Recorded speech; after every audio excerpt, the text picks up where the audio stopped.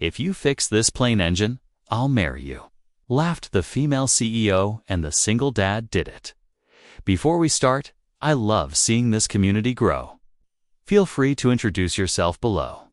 The December snow swirled around the small regional airport. As Victoria Sterling's private jet shuddered to a halt on the tarmac at Clearwater Regional, black smoke poured from the starboard engine like an angry storm cloud. At 35, Victoria had built Sterling Aerospace from a small parts supplier into a $2 billion defense contractor. But right now, stranded 200 miles from Denver with a board meeting in 12 hours, she felt completely powerless. "Perfect timing," she muttered, her designer boots clicking against the icy concrete as she stepped down from the aircraft. Her tailored coat was no match for the Colorado mountain wind. A weathered sign ahead read Mountain Aviation Services Expert Repairs. Family, owned since 1987.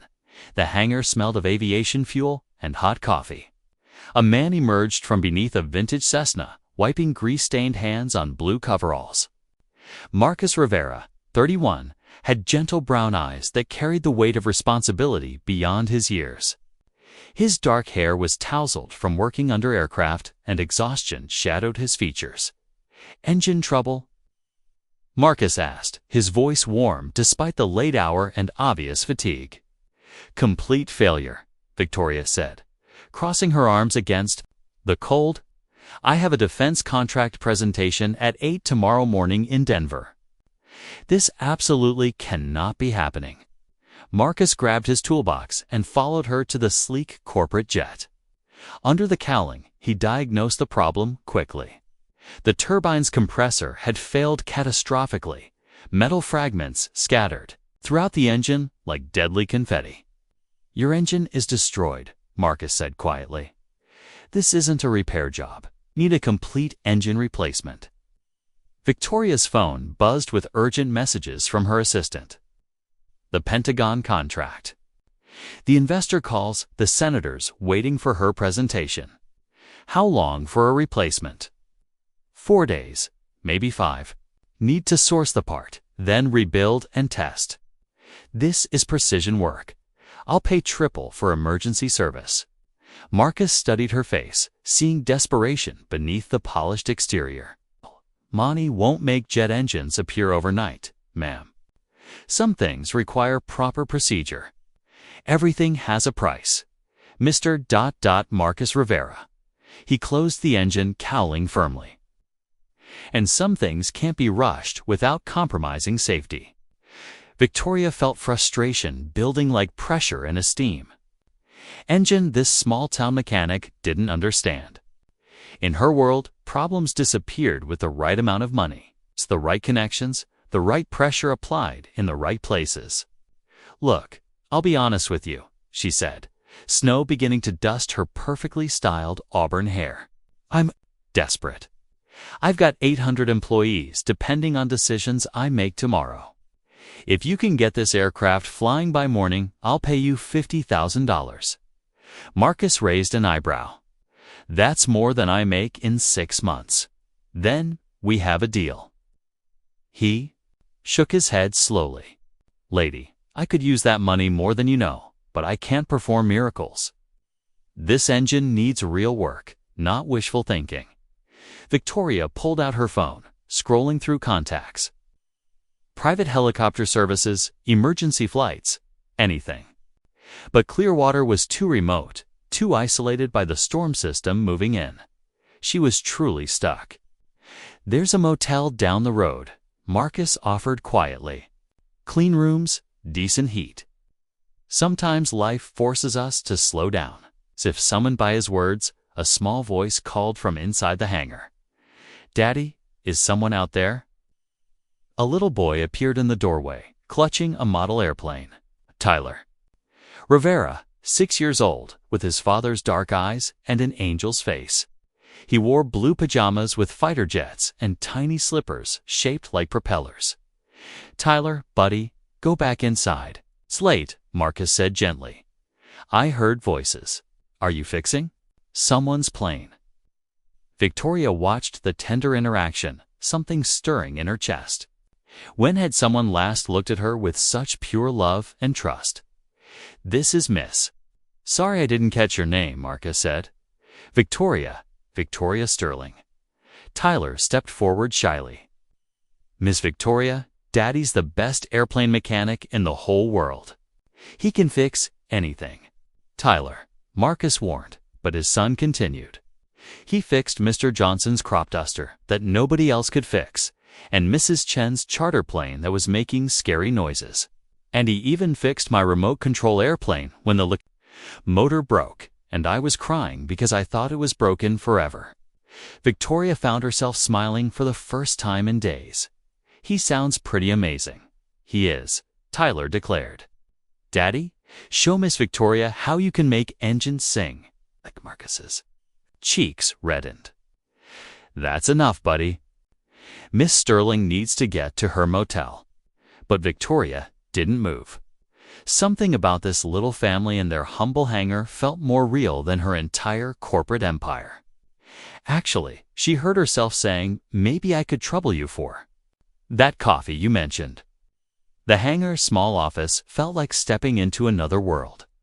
Tyler had insisted on making Victoria the best hot chocolate ever, while Marcus prepared coffee in a pot that had seen better decades. Family photos covered. A bulletin board. Marcus and Tyler at an air show, building a snowman, reading together on a couch. "Where's his mother?" Victoria asked quietly while Tyler arranged miniature marshmallows in perfect patterns. Marcus's jaw tightened. "Linda left 2 years ago. Said she couldn't handle the uncertainty of small business life. Wanted stability." "Security." He stirred sugar into his coffee. "Haven't heard from her since." Victoria studied the photos more carefully. In the earlier ones, a young woman with blonde hair stood beside Marcus, but her smile seemed forced, her eyes distant even then. "I'm sorry," Victoria said, and meant it. Tyler barely remembers her. "Sometimes I think that's a blessing." Marcus watched his son with fierce protectiveness. "We do just fine on our own." Tyler returned with a steaming mug topped with miniature marshmallows arranged like airplane formation.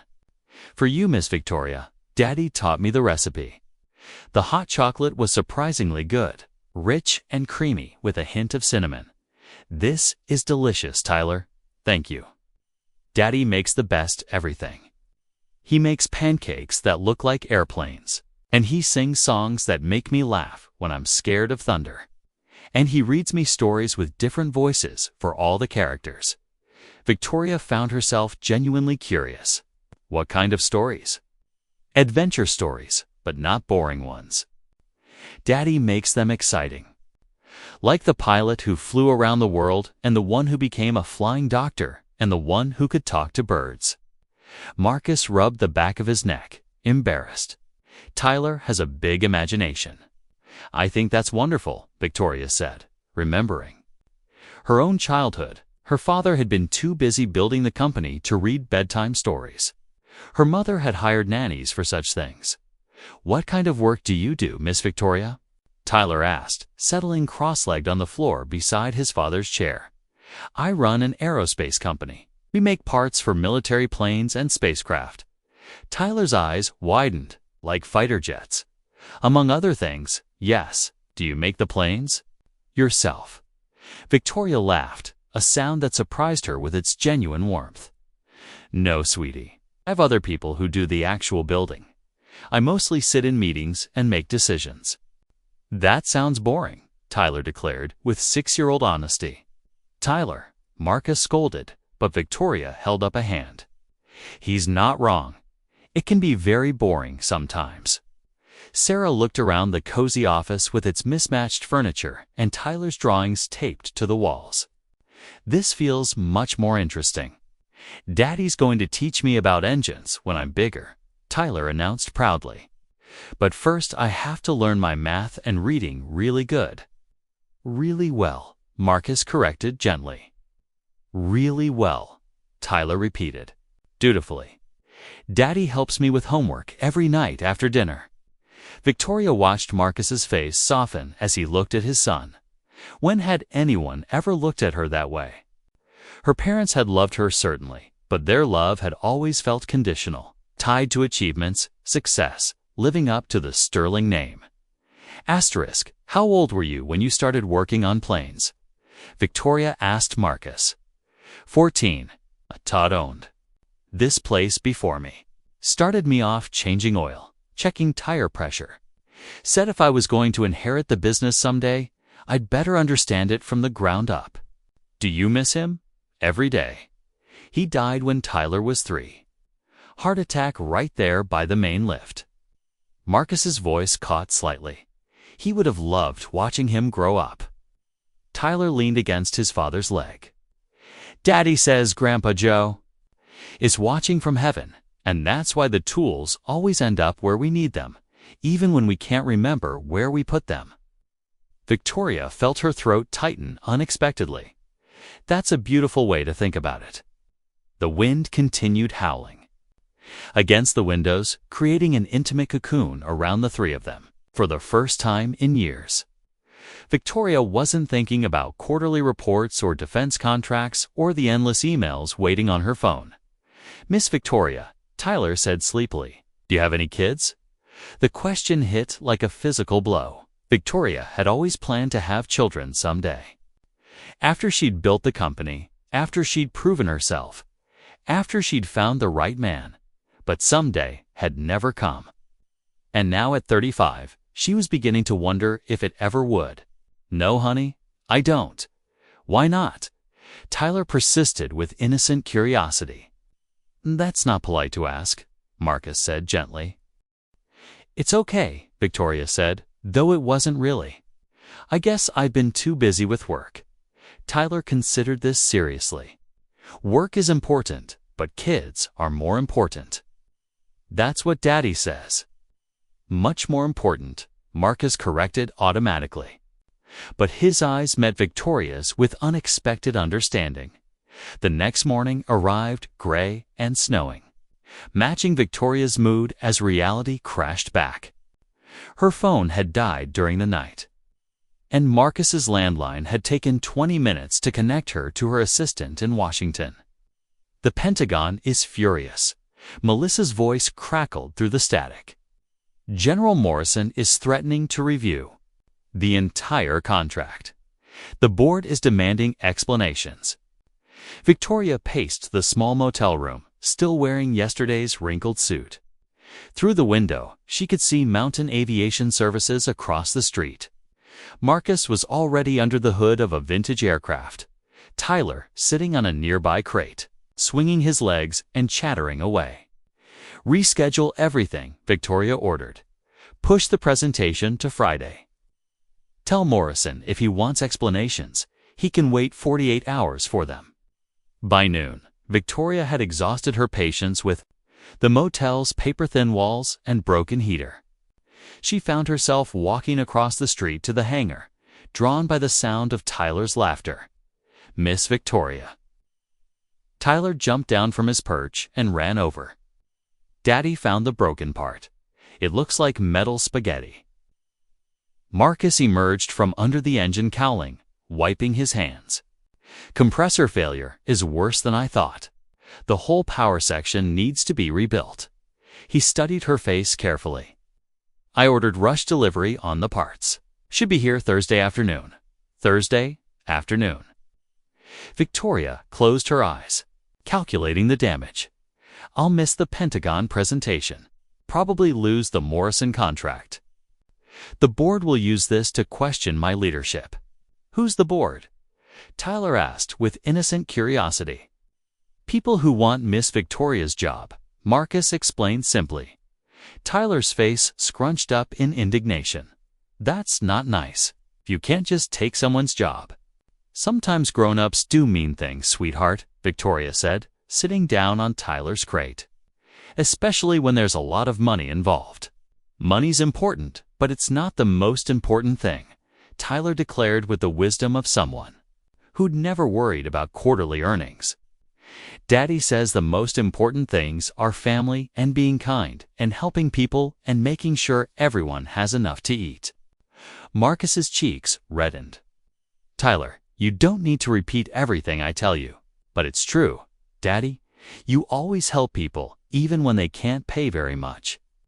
Like when you fixed Mrs. Rodriguez's charter service for free because she needed to keep her business running. And when you stayed up all night to fix the emergency medical helicopter before the big storm. Victoria looked at Marcus with new interest. You did that? It wasn't a big deal. Marcus mumbled, clearly uncomfortable with the attention. 20 people got evacuated because of Daddy. Tyler continued proudly, and Mrs. Rodriguez got to keep. Her business and her family got to stay in their house. Tyler, enough. Marcus said firmly but kindly. Victoria watched the interaction, fascinated by the dynamic between father and son. In her world, people constantly promoted themselves, highlighted. Their achievements fought for recognition. Here was a man who actively avoided credit for genuine goodness. I could use lunch, Victoria announced impulsively. Is there anywhere decent to eat in this town? Miguel's Calf has the best pie in 3 counties, Tyler said immediately. And they have grilled cheese cut into triangles. Marcus hesitated. We usually just eat sandwiches here at the shop. My treat, Victoria said. Consider it payment for the coffee and hot chocolate last night. 20 minutes later, they were squeezed into a red vinyl booth at Miguel's Calf. Tyler between the 2 adults, chattering away about everything from his first-grade teacher to the stray dog that lived behind the hangar. He comes by every morning for breakfast, Tyler explained, carefully dipping his grilled cheese into tomato soup. Daddy leaves out food for him, but he's too scared to come inside yet. What do you call him? Victoria asked. Captain Biscuit. Because he has really floppy ears, like biscuits, and he sits up straight like he's saluting. Victoria found herself smiling again. That's a perfect name. Daddy says if we're patient, he'll learn to trust us. Trust takes time. Right, Daddy? That's right, buddy. Jake's eyes met Victoria's across the table. Some things can't be rushed. The cafe was filled with the lunch crowd. Ranchers in work clothes, shop owners taking a break, elderly couples. Sharing apple pie. Several people stopped by their table to chat with Marcus, asking about family members, thanking him for some small kindness. You're kind of famous around here, Victoria observed after the 5th person had greeted him warmly. Small town, Marcus said simply. Everyone knows everyone. And everyone loves Daddy, Tyler added matter-of-factly, because he's the best person in the whole world. Victoria watched Marcus's uncomfortable fidgeting at his son's praise and felt something unfamiliar in her chest. In her corporate world, she was surrounded by people who told her what she wanted to hear, who praised her decisions because it served their interests. Tyler's adoration of his father was pure, unfiltered, without agenda. What about you, Miss Victoria? Tyler asked, taking an enormous bite of pie. Do people love you? The question was so innocent, so direct that Victoria felt her breath catch. Did they? Her employees respected her. Her board members feared her. Her competitors envied her. But love? I don't know, sweetheart. I hope so. Tyler studied her with serious 6-year-old eyes. I think they do. You have kind eyes. Daddy says you can always tell good people by their eyes. Victoria felt tears threaten and blinked them back quickly. When had anyone last called her a good person without wanting something in return? That evening, Victoria found herself back at the hangar, ostensibly to check on her aircraft's progress, but really because the motel room felt suffocating. Marcus was teaching Tyler to identify different tools, their voices creating a warm counterpoint to the December wind rattling the windows. This is a torque wrench, Marcus explained patiently. And this is a compression tester. They do different jobs, but they're both important. Like how teachers and doctors do different jobs, but they're both important. Tyler asked, exactly like that. Victoria watched from the doorway, reluctant to interrupt the lesson. Her phone buzzed with another urgent text from Melissa. But for once, she ignored it. Miss Victoria. Tyler spotted her and waved enthusiastically. Come see what Daddy's teaching me. Am I interrupting? Victoria asked, stepping into the warm circle of light. Never, Marcus said, and something in his voice made her pulse quicken. Tyler's been asking about you all afternoon. I have, Tyler confirmed. I asked Daddy if you were sad because you had to stay here instead of going to your important meeting. And what did Daddy say? Tyler looked at his father for permission, then back at Victoria. He said sometimes things happen for reasons we don't understand yet, and maybe you needed a break from all that work. Victoria felt her defenses rising automatically. I don't need a break. I need to get back to Denver before my competitors destroy everything I've built. Why would they want to do that? Tyler asked with genuine confusion. Because, because that's how business works. If you show weakness, people take advantage. Tyler's brow furrowed. That's not how people work here. When Mrs. Patterson broke her leg, everyone brought her groceries and helped with her animals. When the Hendersons' barn burned down, the whole town got together to help them rebuild. That's different, Victoria said, though she wasn't sure why. Is it? Marcus asked. Quietly, seems like both situations involve people helping people. Victoria felt frustration building. You don't understand. In my world, showing vulnerability means losing everything. There are people waiting for me to fail, ready to take my place the second I stumble. Maybe you need a different world, Tyler. Suggested with 6-year-old simplicity, the comment hit harder than Victoria expected. This is the world I chose. The world I built. But is it making you happy? Tyler persisted. Victoria opened her mouth to say, of course it was, but the words wouldn't come. Was she happy? When had she last felt the pure joy she saw in Tyler's face when he talked about Captain Biscuit or grilled cheese cut into triangles? Happiness isn't the point, Victoria said finally. Success is the point. Achievement. Building something that matters. Marcus looked up from the engine he was working on. What makes you think those things can't go together? 'Cause they can't. The words exploded out of her with surprising force. You think I haven't tried? You think I haven't looked for balance? There aren't enough hours in the day to build an empire and have a normal life. Someone else is always working harder, staying later, sacrificing more. Tyler had gone very quiet. His young face troubled by Victoria's intensity. Marcus set down his wrench and turned to face her fully. Sounds like a pretty lonely way to live. Lonely is a luxury I can't afford. Or maybe it's a prison you built yourself. The words hung in the air between them, challenging and true in a way that made Victoria's chest tight. She'd spent so many years building walls, creating distance, that she'd forgotten what connection felt like. I should go, Victoria said abruptly. Let you get back to your lesson. But as she turned to leave, Tyler's small voice stopped her. Miss Victoria, Daddy says it's okay to be scared sometimes. Brave people aren't people who aren't scared. They're people who do the right thing even when they are scared. Victoria looked back at the little boy with his wise eyes and inherited kindness. And what if you don't know what the right thing is anymore? Tyler thought about this seriously. Then you ask people you trust to help you figure it out. What if you don't trust anyone? Then maybe you need to learn how.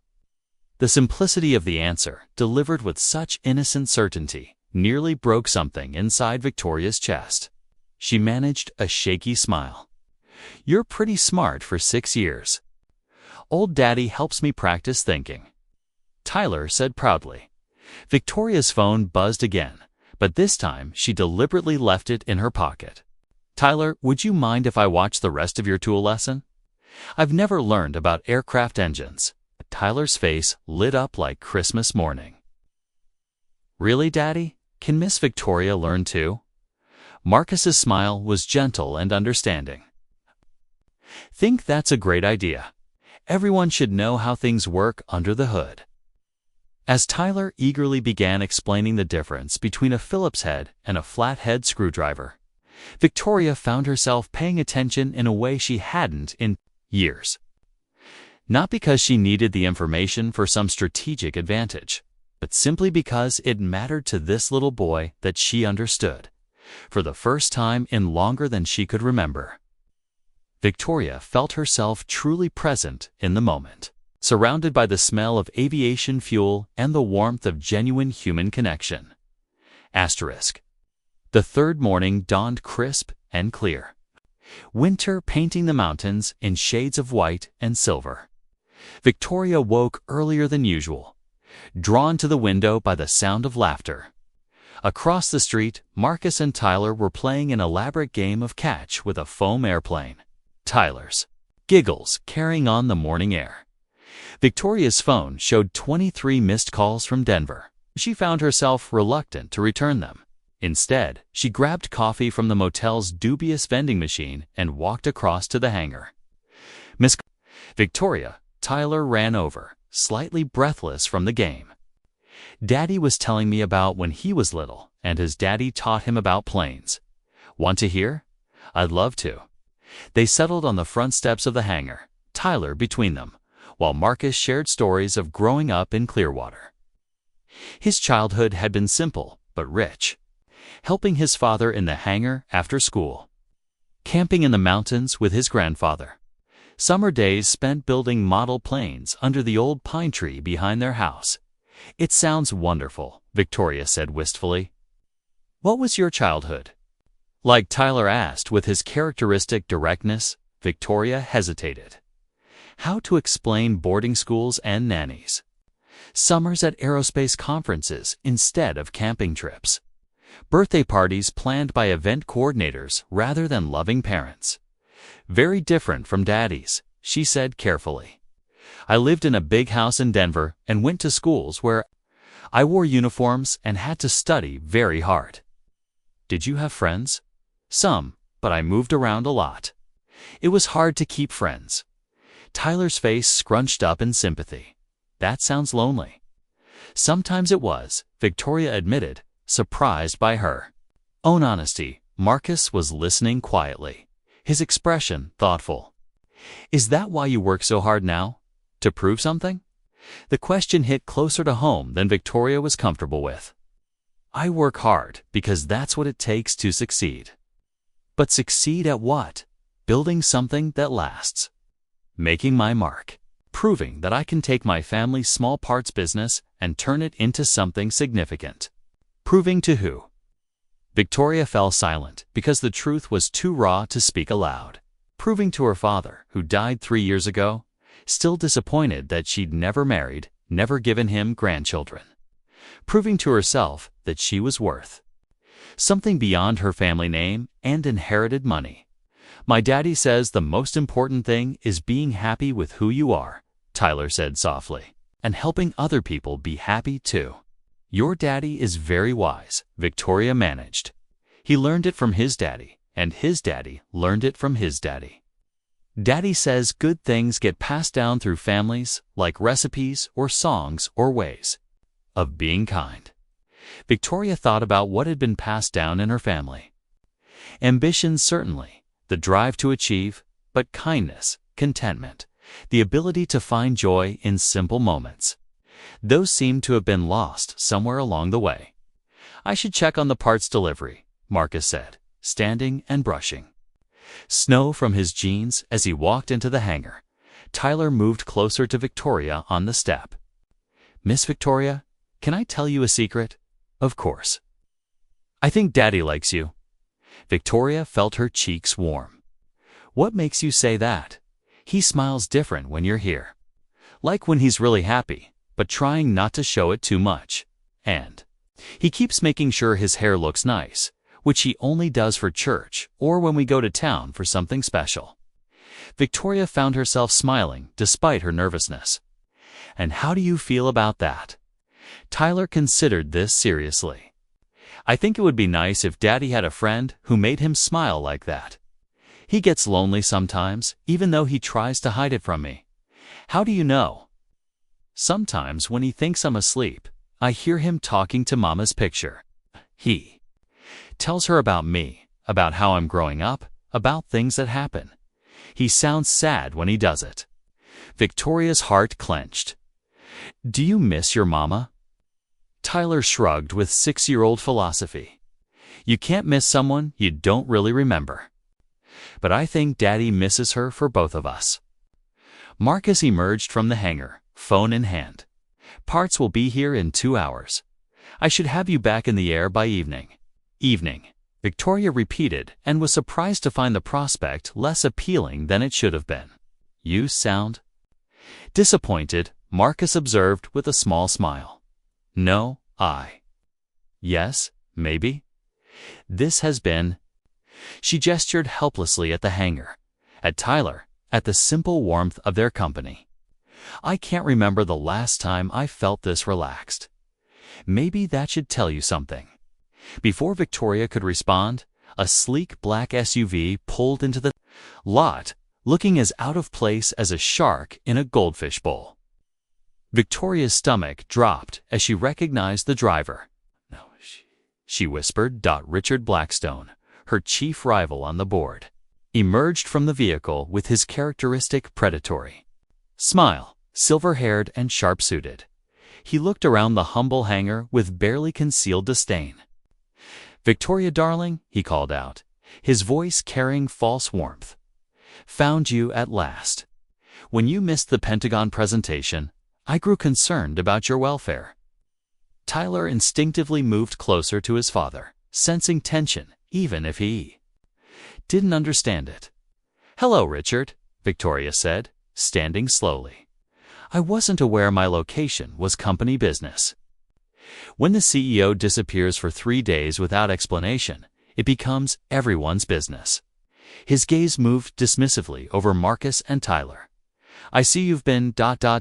roughing it. Victoria felt anger flare hot and protective. These people have shown me more genuine kindness in 3 days than I've seen in 3 years of board meetings. Richard's smile sharpened. How quaint. But kindness doesn't run a corporation, Victoria. The board is voting Friday on your leadership. I wanted to give you the courtesy of a heads up. The words hit like a physical blow, but Victoria kept her expression neutral. Years of corporate warfare had taught her never to show weakness in front of predators. I'll be there, she said simply. Good. Oh, and Victoria, you might want to prepare a succession plan, just in case. Richard's gaze lingered insultingly on Marcus before he slid back into his SUV and drove away. In the silence that followed, Tyler tugged on Victoria's sleeve. Miss Victoria, are you okay? You look scared. Victoria knelt down to Tyler's level, forcing a smile. I'm okay, sweetheart. That man he doesn't understand about kindness like you and your daddy do. But inside, reality was crashing back like a cold wave. Her world, her life, everything she'd built was hanging by a thread. And she was here playing house with a small-town mechanic. And his son, instead of fighting for her survival, the fairy tale was over. It was time to go home. Marcus worked on Victoria's jet engine with focused intensity, his movements efficient. And sure, despite the tension that had settled over them since Blackstone's visit, Tyler sat nearby, unusually quiet, sensing the shift in mood even if he didn't understand its cause. The engine's completely rebuilt, Marcus announced as he secured the cowling. New compressor, new turbine section, new control systems. Run better than before. Victoria nodded, checking her phone for the 100th time. Thank you.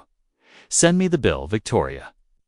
Marcus started, then stopped, wiping his hands on a rag. What? Nothing. It's not my place, say it. Marcus looked at Tyler, then back at Victoria. Is it worth it? All of it. The stress, the fighting, the loneliness. It's my life, Victoria said defensively. It's what I've worked for. But is it what you want? The question hung between them like a challenge. Victoria thought about her empty penthouse apartment, the silent dinners eaten standing at her kitchen counter while reviewing reports, the success that felt hollow, the achievements that nobody celebrated with her. "Miss Victoria," Tyler said quietly, "are you going to be okay when you go back to those mean people?" Victoria knelt down, taking Tyler's small hands in hers. "I'll be fine, sweetheart. Been dealing with mean people for a long time." "But you don't have to," Tyler said with simple logic. "You could stay here. Daddy could use help with the business, and I could show you all the best places in town, and we could teach you to ski and make snow angels and find shooting stars." The offer, delivered with such innocent hope, nearly broke Victoria's heart. "Oh, honey, it's not that simple." "Not because." Victoria struggled for words. "Because I have responsibilities. People depending on me, a company to run." "But you're not happy there," Tyler persisted. "I can tell. You smile more here. You laugh more. And you don't look at your phone every 5 minutes like it's going to bite you." Marcus stepped forward. "Tyler, Miss Victoria has to go back to her life. We can't ask her to change everything just because we've enjoyed having her here." But his eyes told a different story. In them, Victoria saw longing and possibility and the same pull she'd been feeling toward this gentle man and his extraordinary son. If you could do anything, Victoria heard herself asking, what would it be? If money weren't an object, if you could live anywhere, be anything. Marcus considered the question seriously. "I'd want to expand the hangar, hire a couple more mechanics so the area would have better aviation services. Maybe add a training program for kids who want to learn the trade but can't afford technical school." He paused. "And I'd want Tyler to have more opportunities than Clearwater can offer. Good schools, music lessons if he wanted them, the chance to see the world." "What about you? What would you want for yourself?" "Honestly, I'd want to not worry about money every month, to know that Tyler's college fund is secure, that we could handle a medical emergency without losing everything." Marcus's voice softened. "And maybe I'd want to find someone to share it all with, someone who loved Tyler as much as I do." The words hung in the air between them, heavy with possibility and pain. "Victoria," Marcus said quietly, "when that man showed up today, when he talked about your board meeting and succession plans, I saw fear in your eyes. Real fear. What happens if you lose?" "I start over," Victoria said automatically. "Find another company, another challenge." "Is that what you want?" Victoria was quiet for a long moment, watching Tyler arrange small stones in careful patterns. "On the hangar floor, I don't know anymore. 3 days ago, I would have said yes without hesitation. Now, ... Now I wonder if I've been climbing the wrong mountain all along." Marcus stepped closer, his voice gentle. "So climb a different one. It's not that easy, isn't it? You're Victoria Sterling. You built a $2 billion company from scratch. If anyone can reinvent their life, it's you." Tyler looked up from his stones. "Miss Victoria, remember what I told you about Captain Biscuit? About how trust takes time, but it's worth waiting for." "I remember. Maybe brave people aren't just people who do the right thing when they're scared. Maybe they're people who choose love even when it's scary and different and not what they planned." The wisdom of it, coming from a 6-year-old, hit Victoria like a revelation. How long had she been choosing safety over love, control over connection, success over happiness? Victoria's phone buzzed with a text from her assistant. "Emergency board meeting moved to tomorrow at 9 a.m. Blackstone pushing hard for vote of no confidence. You need to be here." She stared at the screen, then at Marcus, then at Tyler with his stones and his hope and his innocent belief that love could conquer practical concerns. "I have to go," Victoria said quietly. Tyler's face fell. "Right now, tonight. There's an emergency board meeting tomorrow. If I don't show up, I'll lose everything I've built. Will you come back? Tyler asked, his voice small. Victoria looked at Marcus, seeing her own uncertainty reflected in his eyes. I don't know, sweetheart. I honestly don't know. As Victoria walked toward her repaired jet, Marcus called after her. Victoria, whatever happens tomorrow, remember that you're worth more than what you accomplish. You're worth more than what they think of you. Victoria nodded, not trusting her voice, and climbed into the aircraft that would take her away from the best. 3 days of her adult life toward a battle that would determine everything she thought she wanted. But as Clearwater disappeared beneath the clouds, all she could think about was a little boy's laughter and a good man's gentle hands, and the possibility that maybe, just maybe, there was a different way to live. The question was whether she was brave enough to choose it. The Sterling Aerospace boardroom on the 50th floor of the Republic Plaza felt like a battlefield at dawn. Victoria arrived 30 minutes early, needing time to armor herself for what was coming. The December morning sun streamed through floor-to-ceiling windows, illuminating the polished glass table where 12 board members would decide her fate. Her reflection in the conference room windows showed no trace of the woman who'd laughed with a 6-year-old over hot chocolate just 18 hours ago. The tailored Armani suit, the perfectly styled hair, the diamond necklace that costs more than Marcus's annual income. All of it felt like a costume now. Victoria. Richard Blackstone entered with his usual predatory smile, followed by 3 other board members who'd clearly been briefed. So good of you to join us. Richard, she kept her voice level, professional. Gentlemen, one by one, the others arrived. Victoria watched their faces, reading the room with skills honed over years of corporate warfare. Patterson was neutral, waiting to see which way the wind blew.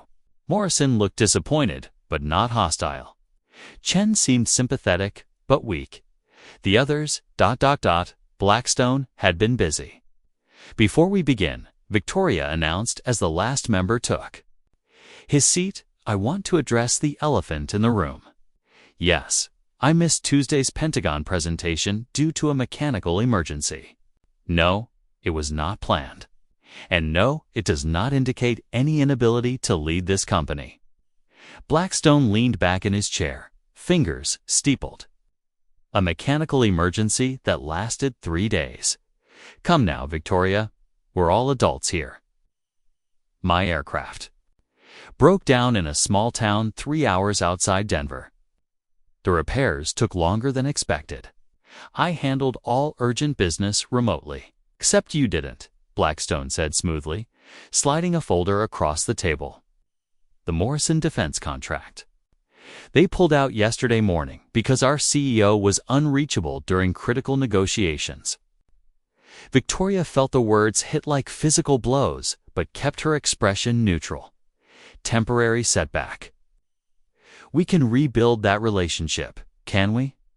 Our stock price dropped 12% when news leaked that our CEO had simply vanished.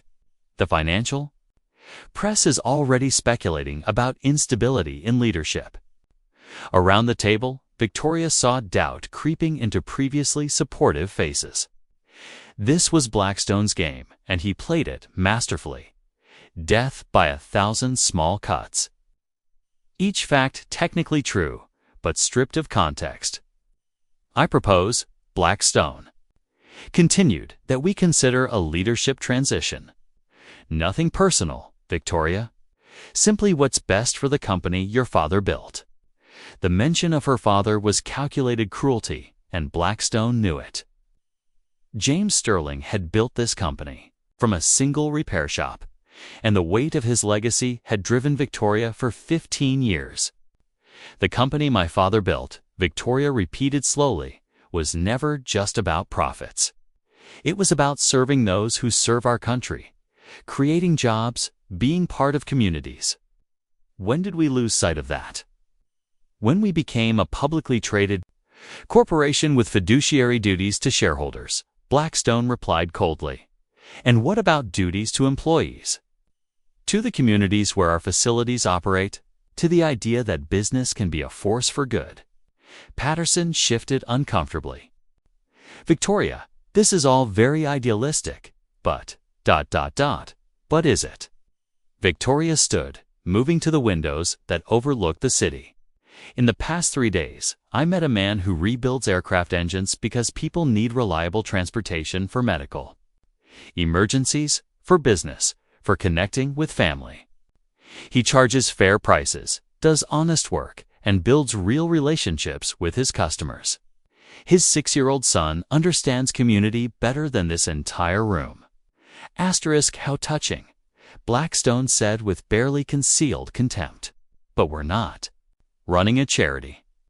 Victoria turned back to face the board, and something had shifted in her bearing. The armor was still there, but beneath it was something new. Or perhaps something very old that she'd almost forgotten. No, we're not. We're running an aerospace company.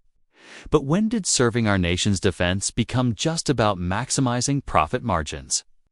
When did growth become more important than the good we could do? Victoria Morrison spoke for the first time, his voice gentle but firm. These are beautiful sentiments, but sentiment doesn't protect shareholder value, doesn't it, Victoria? Moved back to the table but didn't sit. What if I told you I had a proposal that could increase our community impact, improve employee satisfaction, and potentially open new market segments? Blackstone's eyes narrowed. I'd say you're grasping at straws. 6 months ago, you all approved my proposal to expand into rural markets, small towns, remote communities, places that have been overlooked by major aerospace contractors. If instead of just extracting profit from those communities, we invested in them, meaning what exactly? Chen asked. Victoria felt her heart racing, but her voice remained steady. Regional service centers staffed by local hires, training partnerships with community colleges, investment in rural infrastructure. Instead of forcing them to adapt to our corporate model, we adapt to their needs. Expensive, Patterson observed, initially, but consider the long-term benefits. Brand loyalty in underserved markets, positive press coverage, government contracts. For rural development programs, and most importantly, sustainable growth based on real relationships rather than just market dominance. Blackstone laughed, but it sounded forced. You want to turn Sterling Aerospace into some kind of small-town nonprofit? I want to turn Sterling Aerospace into a company my father would still recognize. A company that remembers where it came from. Silence fell over the room. Victoria could see the board members wrestling with her words, trying to reconcile corporate pragmatism with something deeper they'd perhaps forgotten they once believed in. It's an interesting proposal, Morrison said finally, but hardly relevant to the current crisis of leadership, isn't it? Victoria pulled out her phone, scrolling to the photos she'd taken in Clearwater. This is Mountain Aviation Services. 2 employees serving a community of 8,000 people. Customer satisfaction rating of 99%, 0 employee turnover. Profitable every year for 25 years. She showed them another photo. Tyler's drawing that she'd secretly photographed. A crayon picture of his father fixing planes with the words, "My daddy helps people," written in careful 6-year-old handwriting. This little boy understands something we've forgotten. Business isn't just about numbers on a spreadsheet. It's about people helping people. And maybe, just maybe, that's not weakness. Maybe that's the strongest foundation a company can build on. Blackstone's smile had turned ugly. This is exactly the kind of scattered thinking that led to our current crisis. Victoria, you're clearly having some kind of emotional breakdown. I'm having a breakthrough, Victoria interrupted, her voice carrying new strength. For the first time in years, I remember why I wanted to lead this company in the first place. The board meeting recessed for lunch, and Victoria found herself alone on the executive floor, staring out at the Denver skyline. Her phone had been buzzing with texts from her assistant, from reporters, from colleagues who'd heard rumors about the leadership vote, but the only call she wanted to make was to a small hangar in Clearwater. Mountain Aviation Services. Marcus's familiar voice answered on the second ring. "It's Victoria." A pause. "How did it go?" "It's not over yet. We reconvene in an hour." Victoria leaned against the window, pressing her forehead to the cool glass. "Marcus, I need to ask you something, and I need you to be completely honest, always. If I left all this and came back to Clearwater, would there be room for me? Not just in your life, but in the community." Could a woman who spent 15 years in corporate boardrooms find a place in a town of 8,000 people? Another pause, longer this time. "Victoria, you can't make a decision like that based on 3 days. That's not what I asked." Marcus's voice softened. "You want to know if we'd welcome you, if you'd fit in? Honey, you charmed every person you met at that cafe. Tyler hasn't stopped talking about you since you left. And me?" I tailed off. "What about you? I've been thinking about you every minute since you flew away. Wondering if I dreamed the whole thing. Wondering if a woman like you could really find happiness with a man like me." Victoria closed her eyes. "A man like you. Marcus, you're the most genuine person I've ever met. You're raising an incredible son. You help your neighbors. You do honest work that matters. What more could anyone want? Money, security, the kind of life you're used to. The kind of life I'm used to is empty, Marcus. Beautiful and successful and completely empty. Miss Victoria." Tyler's voice came through the phone, small and hopeful. "Hi, sweetheart. Are you coming home?" The word home hit Victoria like a physical blow. When had anywhere last felt like home? "I don't know yet, honey. I'm still figuring things out." "Daddy's been sad since you left. He tries to hide it, but I can tell." "Tyler," Marcus's voice warned gently. "It's true, Daddy. You keep looking at the sky like you're waiting for her plane to come back." Victoria felt tears threatening. "Tyler, can I tell you something? Huh? A Jew? And your daddy are the best things that have happened to me in longer than I can remember. If I do come back, it won't be because I'm running away from something. It'll be because I'm running toward the life I should have been living all along. Promise. I promise." After she hung up, Victoria sat in the empty conference room, staring at the agenda for the afternoon session. Leadership transition, vote of confidence, succession planning. The clinical language couldn't disguise what was happening. They were going to fire her, and maybe that was exactly what needed to happen. Asterisk, her phone buzzed with a text from an unknown number. "Hope your meeting goes well. Remember what I told you about trust and love. Captain Biscuit says hi too." Tyler. Victoria laughed out loud, a sound that echoed strangely in the corporate silence. Marcus must have helped Tyler send it, which meant he was thinking about her too. Blackstone returned first, his confidence evident in every step. "I hope you've used the break to consider your position, Victoria. A graceful resignation would be better for everyone." Better for whom?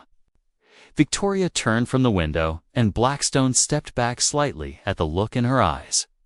"Better for the employees whose jobs you'll cut to improve profit margins. The communities you'll abandon when tax incentives expire. The company culture you'll destroy in the name of efficiency. I'll do what's necessary to maximize shareholder value, and I'll do what's necessary to save the soul of this company."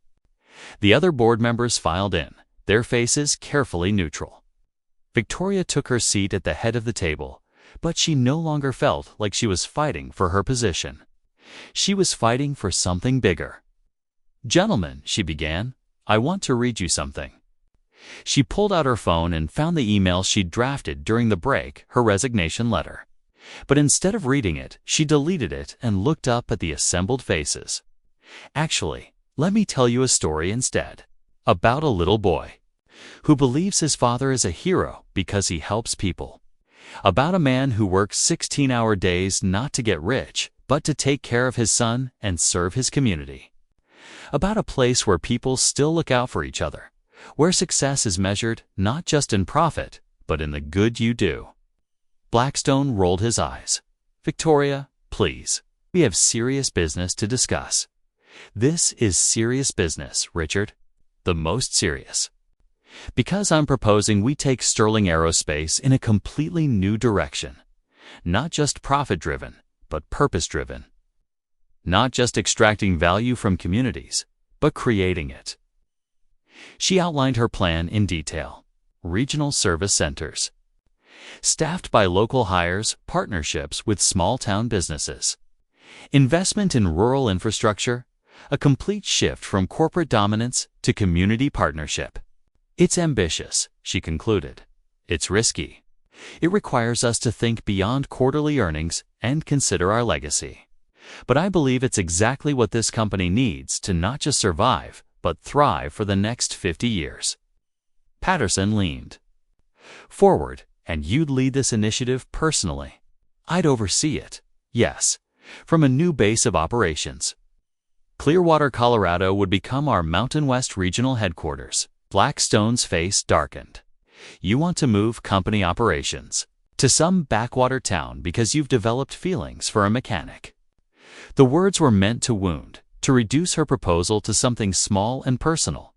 But Victoria felt only clarity. I want to move company operations to a community that understands what we should have been all along.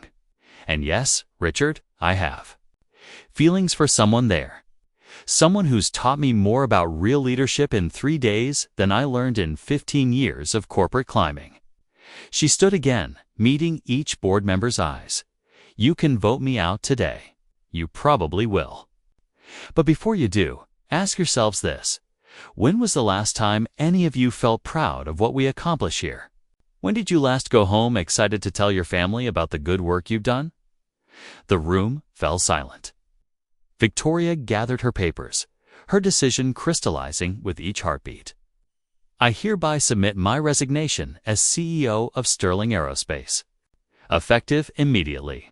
But I also submit a formal proposal to purchase the Mountain West Division, including all planned rural expansion, at market value. Blackstone's jaw dropped. You can't be serious. Completely serious. I'm going to build the company my father dreamed of. Just not from this boardroom. Victoria's penthouse apartment felt like a museum. After Clearwater's lived in warmth, she moved through rooms filled with expensive furniture and carefully curated art, packing only what mattered. Surprisingly, little met that criteria. Her phone hadn't stopped ringing since news of her resignation hit the financial press. Reporters, headhunters, competitors wanting to know her plans. She ignored them all, focusing on the legal documents spread across her dining table. The buyout proposal was complex, but doable. Her personal investment portfolio, built over 15 years of careful savings and stock options, would cover the purchase price with enough left over for initial operating capital. It meant giving up the penthouse, the vacation homes, the carefully constructed luxury that had defined her adult life. It also meant freedom. Victoria, her assistant Melissa, appeared in the doorway, looking shell-shocked.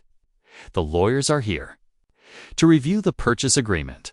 The next 4 hours, Victoria sat with attorneys and accountants, hammering out details that would reshape her entire existence.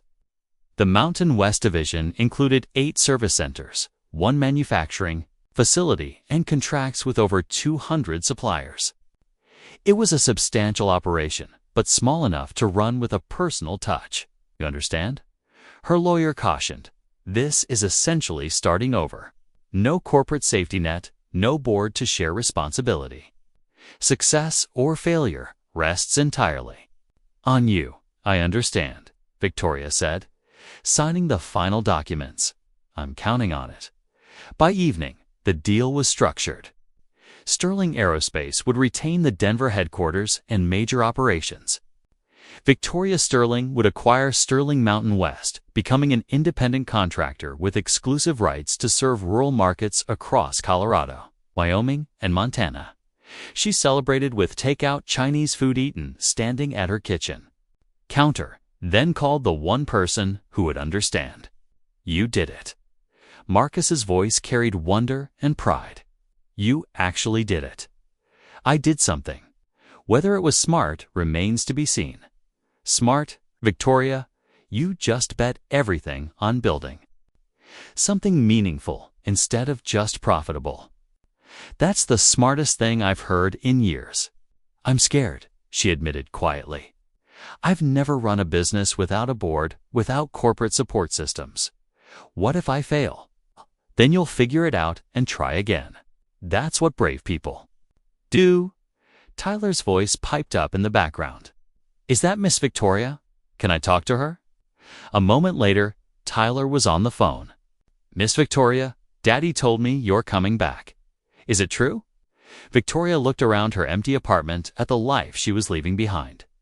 "It's true, sweetheart. I'll be there by the weekend. Forever."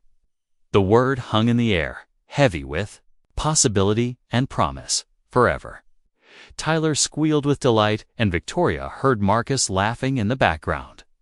For the first time in months, maybe years, everything felt exactly right. "Miss Victoria, we have a surprise for you when you get here." "What kind of surprise?" "I can't tell you. It's a secret, but Daddy helped me make it, and it's really, really good." After they hung up, Victoria finished packing.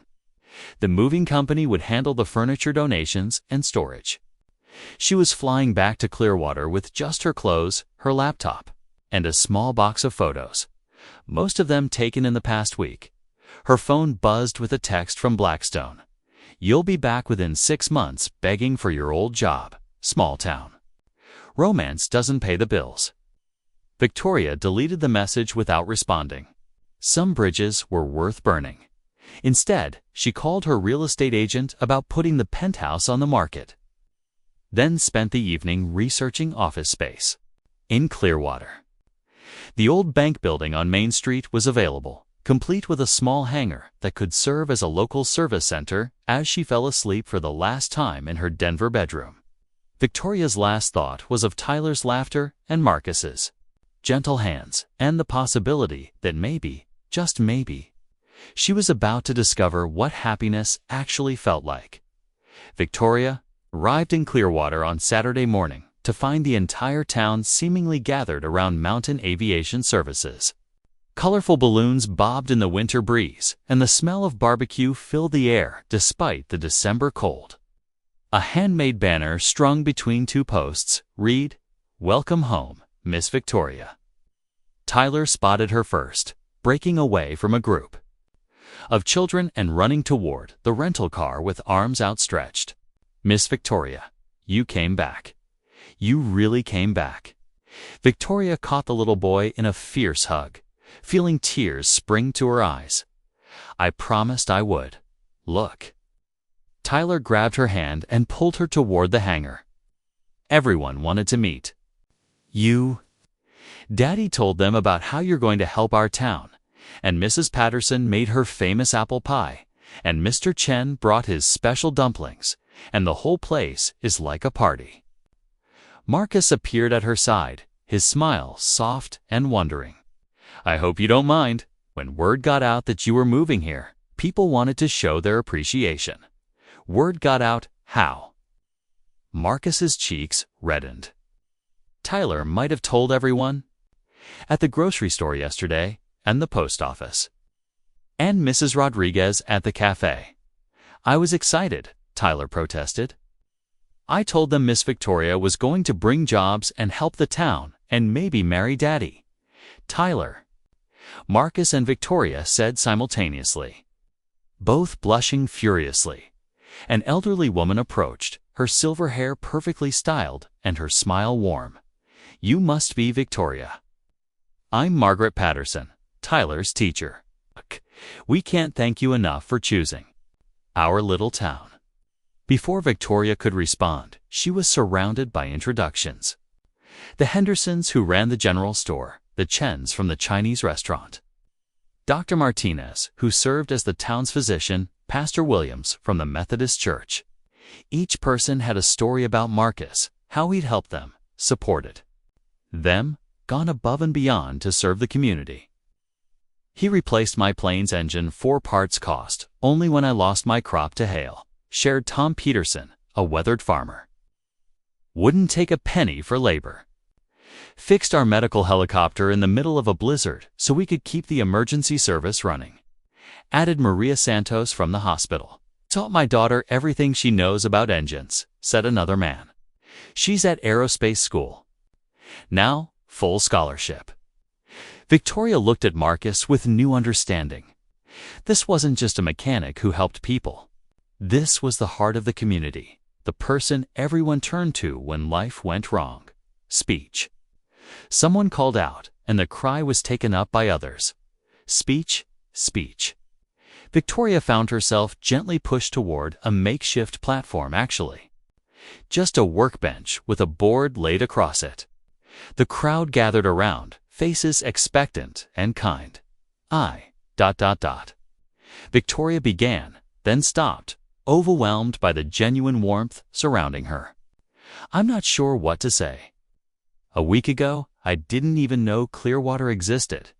Now, I can't imagine being anywhere else.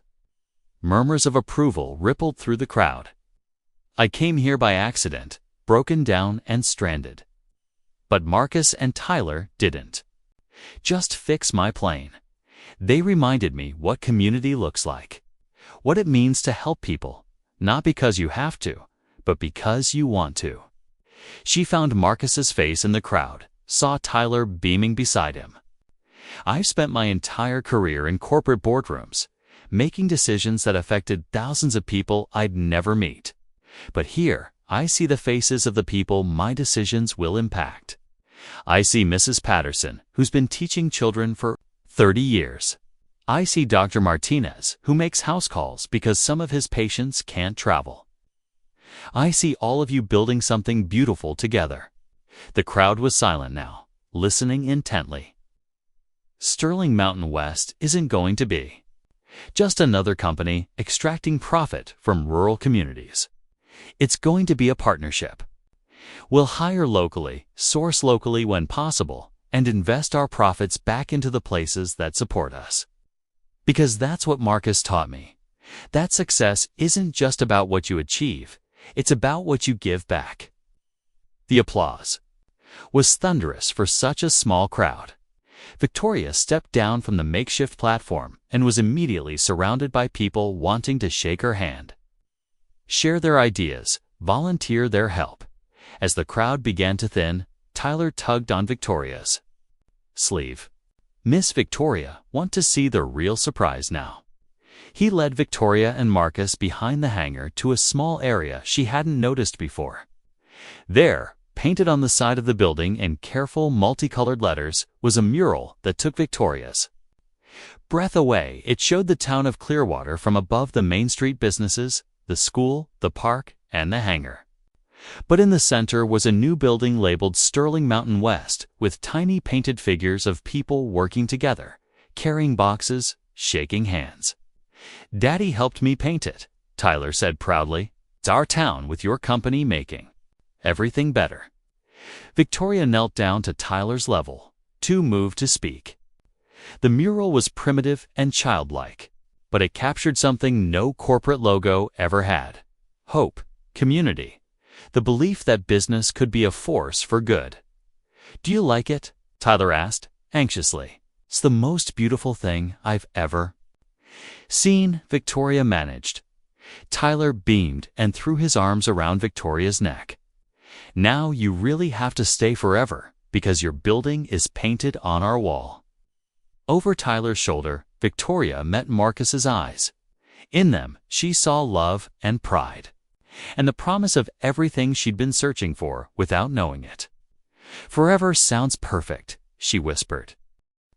6 months later, Victoria stood in the converted bank building that now housed Sterling Mountain West's headquarters, watching Tyler carefully arrange fresh flowers in the reception area. It had become the little boy's self-appointed job, bringing bouquets from the community garden every Monday morning before school. "The yellow ones are for happiness," Tyler explained seriously.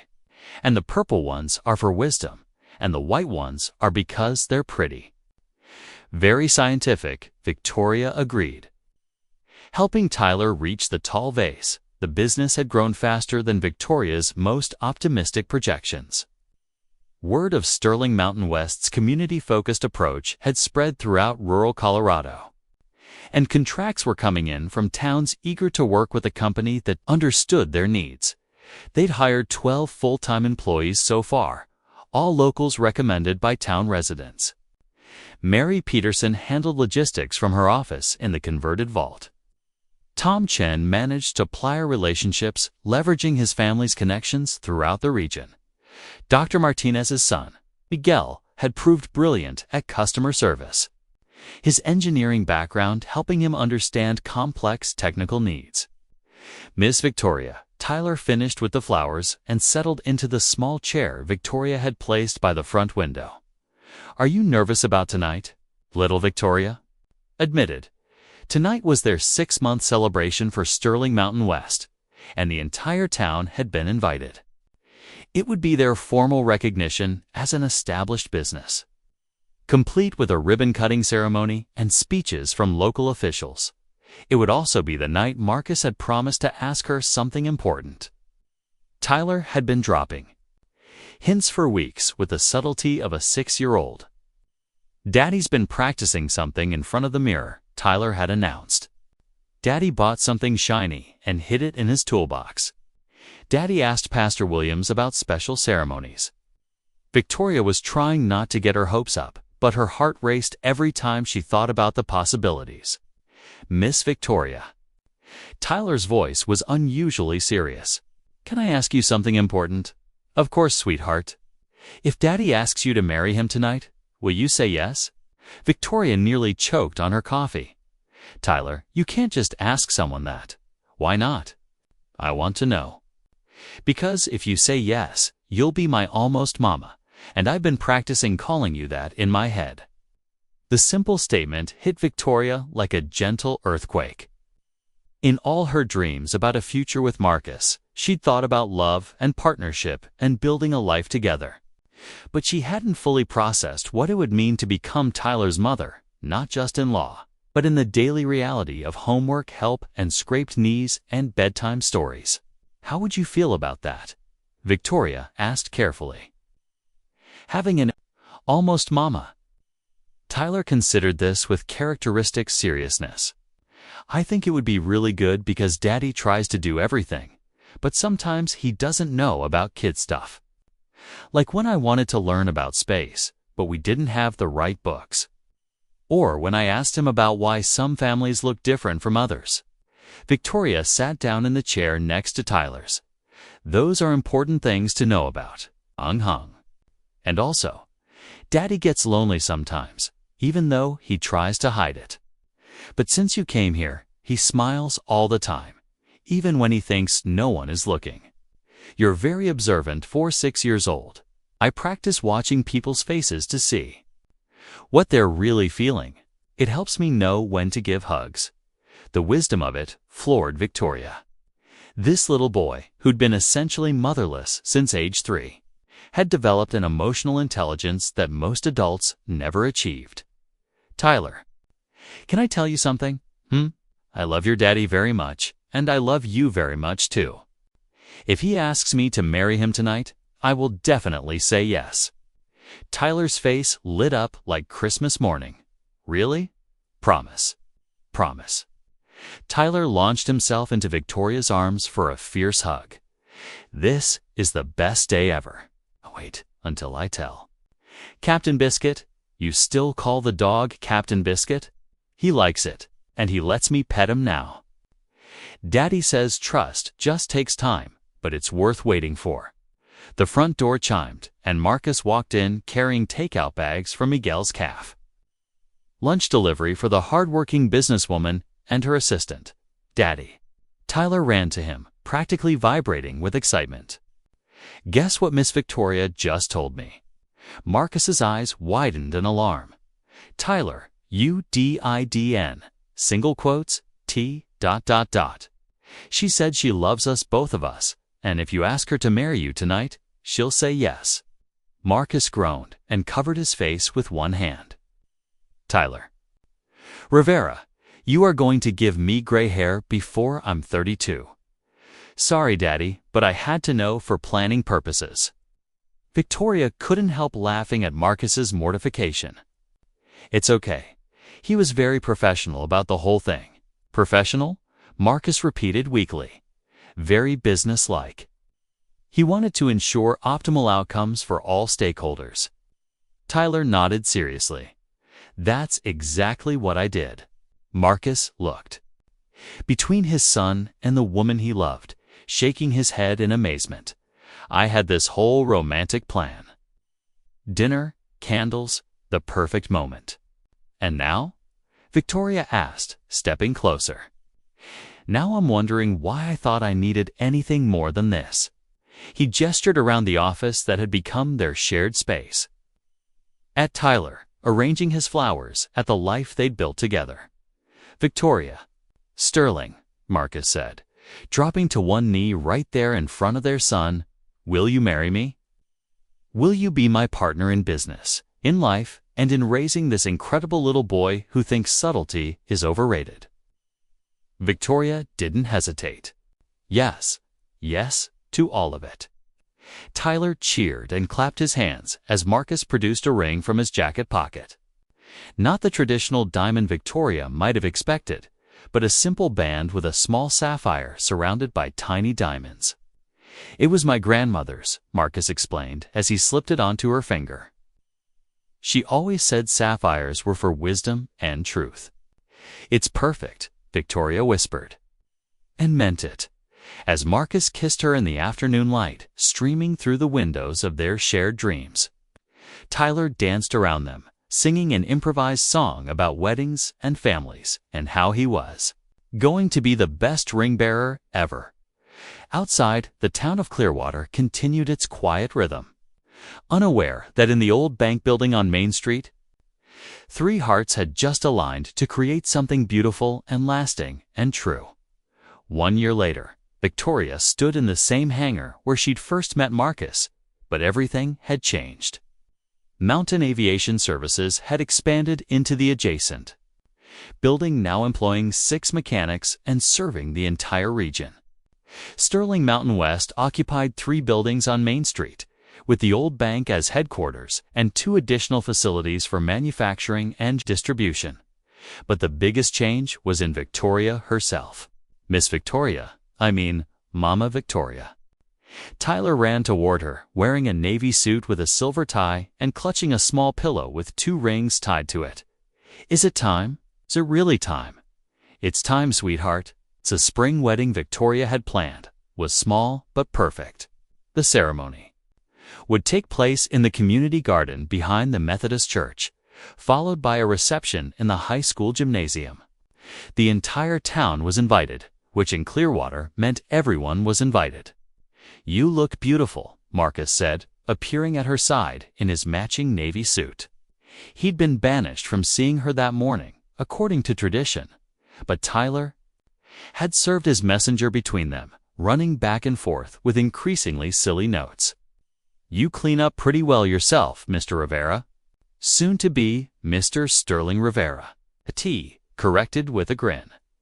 They'd decided to hyphenate their names, a symbol of the partnership they'd built, not just in marriage, but in business. Sterling Mountain West had exceeded every projection, becoming a model for community-focused commerce that was attracting attention from companies nationwide. Daddy, Mama, Victoria. Everyone's waiting.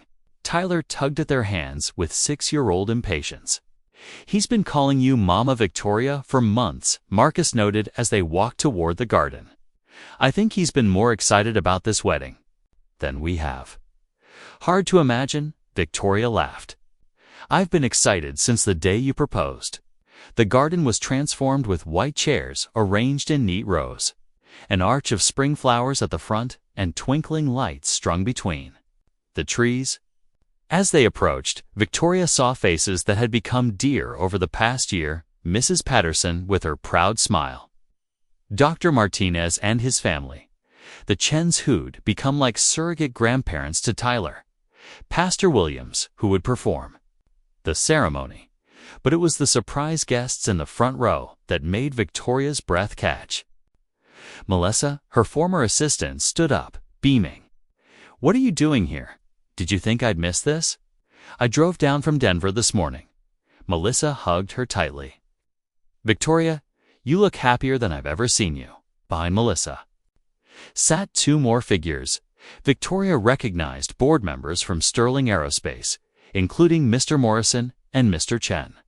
"We wanted to see what you'd built here," Morrison explained quietly. "The stories we've been hearing, they're quite remarkable. And we wanted to apologize," Chen added, "for not understanding what you were trying to do back then." Victoria felt tears threatening her carefully applied makeup.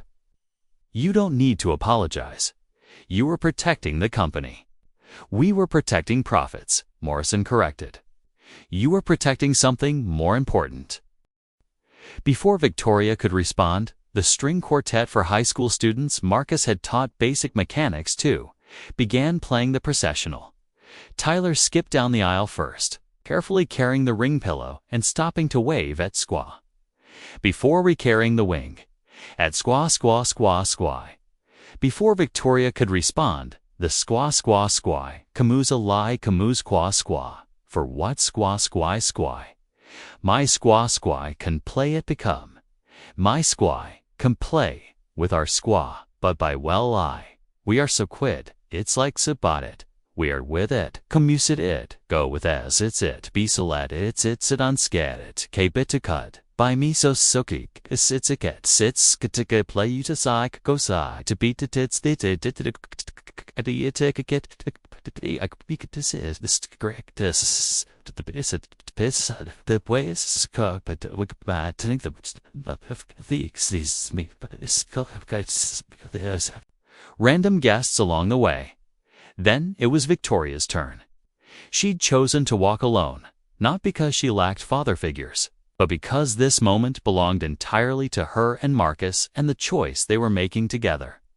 As she moved between the chairs filled with friends and neighbors and chosen family, Victoria felt the weight of her past lifting away.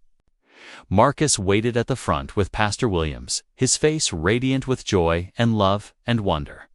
Tyler stood beside him as the official ring bearer and general supervisor of proceedings. "Dearly beloved," Pastor Williams began, "we are gathered here today not just to witness a marriage, but to celebrate a love story that has transformed not just a hearts, but an entire community." The ceremony was a blur of traditional vows made personal, of promises about partnership and family and building something beautiful together. When they exchanged rings, Tyler insisted on holding both their hands, making it clear that this was a family commitment. "You may kiss the bride," Pastor Williams announced. And Marcus did sweetly and thoroughly while Tyler cheered and the crowd erupted in applause. But it was during the reception, as Victoria danced with her new husband under the stars while Tyler spun in circles nearby, that the moment she'd remember forever occurred.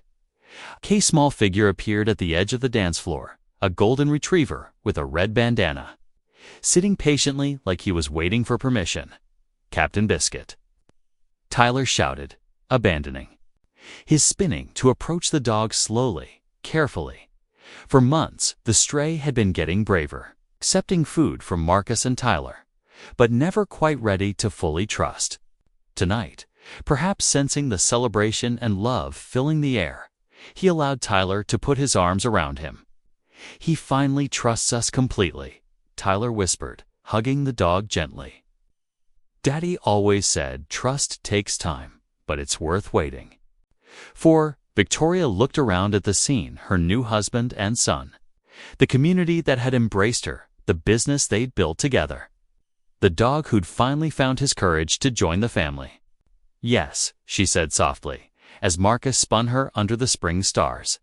"It's definitely worth waiting for." As the evening wound down and guests began heading home, Victoria found herself standing once again in front of Mountain Aviation Services, now Sterling Mountain West Aviation and Aerospace Services. The neon sign cast a warm glow over the empty lot where her jet had broken down 18 months ago. "Any regrets?" Marcus asked, wrapping his arms around her from behind. Victoria leaned back against his chest, watching Tyler teach Captain Biscuit to sit while the dog wagged his tail enthusiastically. "Just one," she said. "What's that?" "I regret that it took my plane breaking down for me to find my way home." Marcus chuckled, his breath warm against her ear. "Maybe that's how the best love stories work. You have to get completely lost before you can be found." Tyler ran over, slightly out of breath and glowing with happiness. "Mama Victoria, Daddy, Captain Biscuit learned a new trick." "What kind of trick?" Victoria asked, kneeling down to Tyler's level. Still wearing her wedding dress, but not caring about grass stains or wrinkled silk, Tyler leaned in conspiratorially. "He says families aren't just about being related. They're about choosing to love each other every day, even when it's hard." "That's very wise," Victoria said, her voice catching slightly. "He also says he's excited about the baby, but we should probably wait a little while before we tell everyone." Victoria and Marcus froze, staring at Tyler and then at each other. "What baby?" Marcus asked slowly.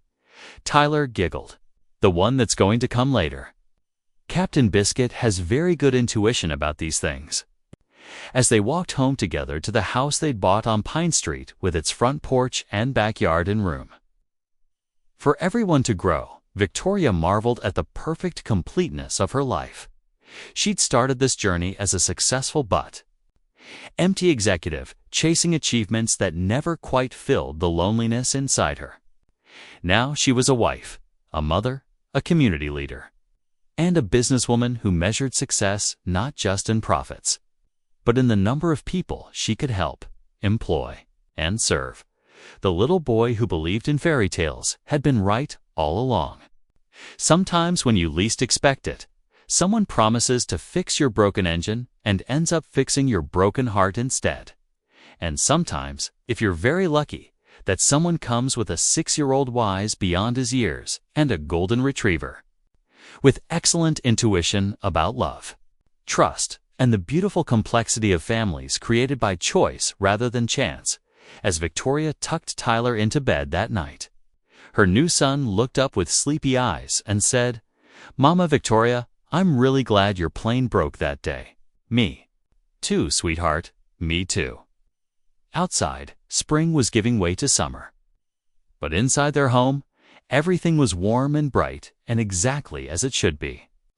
Captain Biscuit curled up at the foot of Tyler's bed, tail thumping contentedly, while Marcus and Victoria stood in the doorway of their son's room. Watching over the small miracle of their unexpected family, the fairy tale was complete. But the real story, the daily choosing of love, the building of dreams, the raising of a remarkable little boy who believed in the power of kindness, was just beginning. Hit subscribe and keep watching. More stories waiting for you. Tap the video on screen, just click and enjoy.